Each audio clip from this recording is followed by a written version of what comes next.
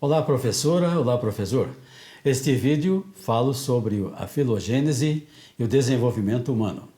A filogênese estuda a evolução das espécies. Porém, para compreender este fenômeno, é primordialmente importante descrevê-lo. A espécie é vista como uma continuidade biológica e genética. Isto é, o segmento de uma linha, de uma sequência ancestral, e a sua evolução consiste em um processo lento de transformação em longos períodos de tempo. Darwin e Wallace foram os expositores da teoria da seleção natural, segundo um princípio evolutivo, no qual todos os seres vivos evoluíram a partir de formas pré-existentes mais simples. Por meio desta visão, a evolução das espécies tornou-se termo de complexidade crescente, a organização e adaptação biológica, segundo Rhodes. Essa visão evolucionista dá suporte à teoria histórico-cultural de Vygotsky, que ao mesmo tempo em que tem o evolucionismo como plano de fundo, o supera em vários aspectos, dando a ele uma dimensão humana e cognitiva. O plano genético da filogênese aborda a evolução por meio de adaptação progressiva, desde os seus primórdios, dos peixes aos répteis, o que possibilitou a conquista do meio terrestre.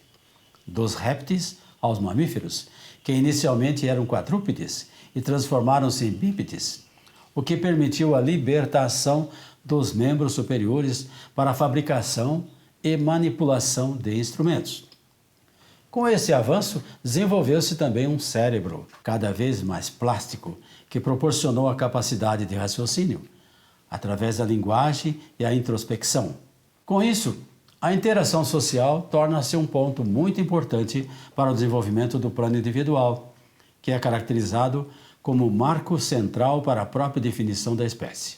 Para compreender a perspectiva da filogênese, é preciso abordar a psicologia evolucionista, que abrange como o passado de uma espécie tem repercussão no desenvolvimento ontogênico do ser humano. O evolucionismo considera que existe uma continuidade filogenética entre o ser humano e outros animais, e que a nossa mente e os mecanismos de processamento de informação seriam o produto da nossa história filogênica, segundo Moura. Os pressupostos desta teoria consideram tanto a predisposição biológica quanto as características gerais do comportamento humano.